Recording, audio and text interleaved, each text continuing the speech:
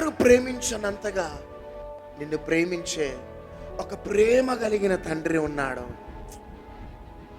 నువ్వు ఆకాశంకి వెళ్ళిన ఆయన నీతో పాటు ఉంటాడు. భూమి యొక్క దిగంతముల వరకు వెళ్ళిన ఆయన నీతో పాటు ఉంటాడు. నీ ఒంటరితనంలో నీతో పాటు ఉంటాడు బిడ్డ. ఏడ్చి ఏడ్చి అలిసిపోతున్నప్పుడు నిన్ను చూసేవాడు ఆయన. వాష్రూమ్లోకి వెళ్ళి ఏడ్చి ఏడ్చి భర్త పిలవగానే ముఖం దుడుచుకొని నవ్వుకుంటూ బయటకు వస్తున్నావు. కొన్నిసార్లు దుప్పటి కప్పుకొని భయంకరంగా ఏడుస్తుండే అనుభవం. కానీ నీ భర్త చూసినా చూడకపోయినా నిన్ను చూసే దేవుడు ఉన్నాడు. ఆయన పేరే నజరేయుడైన యేసు.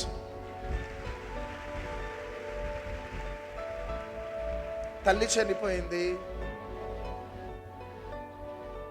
ఒక్కతే ఒక బిడ్డ. తండ్రి చాలా ప్రేమతో పెంచుతున్నాడు ఆ బిడ్డని. చాలా ప్రాణం బిడ్డకి. అయితే బిడ్డ వచ్చి తండ్రితో అంటుంది, డాడీ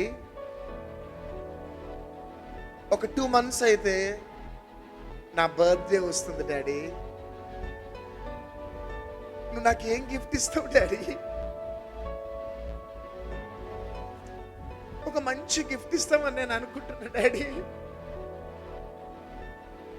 అంటే, డాడీ అంటుండు, మంచి గిఫ్ట్ ఇస్తా బిడ్డ, నీకు నువ్వెన్నడూ మర్చిపోలేని మంచి గిఫ్ట్ ఇస్తా, బాధపడకు బిడ్డ అని బిడ్డను ధైర్యపరిచి పంపించినాడు. ఒక 15-20 రోజులు కాగానే సడన్ గా పాప సిక్ అయిపోయింది. సిక్ అయిపోయి హాస్పిటల్లో అడ్మిట్ అయిపోయింది. డాక్టర్స్ అంటున్నారు, మీ పాప ఇంకా బ్రతకదు, చనిపోతుంది. ఇక ట్రై చేయండి అమ్మా అని తండ్రి అడుగుతుంటే, లేదు సార్ అస్సలకి బ్రతకదు, మీ పాప గుండె అంతా కూడా పాడైపోయింది, గుండె పాడైపోయింది, గుండె ట్రాన్స్ప్లాంటేషన్ జరిగితేనే కానీ మీ బిడ్డ బ్రతుకుతుంది. హల్లెలూయా. గుండె ట్రాన్స్ప్లాంటేషన్ జరిగితేనే బ్రతుకుతుంది అనగానే ఆ బిడ్డ వింటూ ఉన్నది.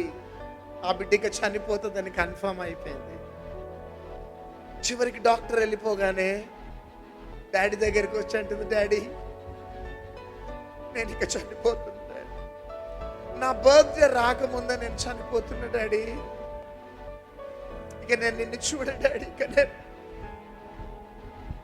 బాయ్ బాయ్ డాడీ అంటుంటే డాడీ అంటున్నాడు, లేదు బిడ్డ నువ్వు బ్రతుకుతావు, నీ బర్త్డే జరుపుకుంటావు, ఆ బర్త్డే రోజు డాడీ నీకు ఇచ్చే గిఫ్ట్ కూడా నువ్వు తీసుకుంటావు.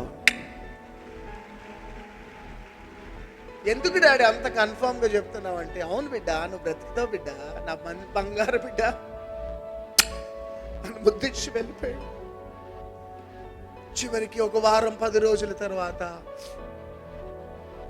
ఒక 10 days తర్వాత ఆమె బర్త్డే వచ్చింది. బర్త్డేకి ముందే డిశ్చార్జ్ అయిపోయి ఇంటికి వచ్చేసింది.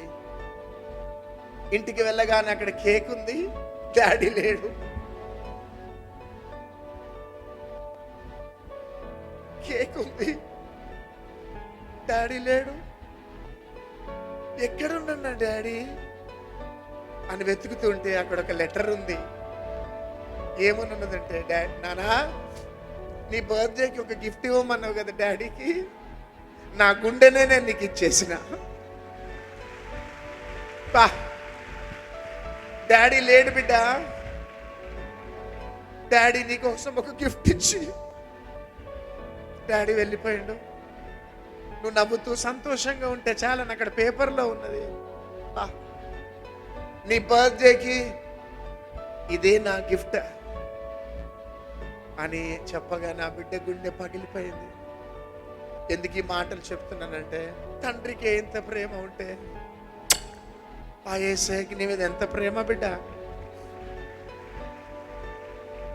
బిడ్డకి జన్మనిచ్చేటప్పుడట తల్లి కొంత రక్తమంతా కూడా నష్టపోతుందట.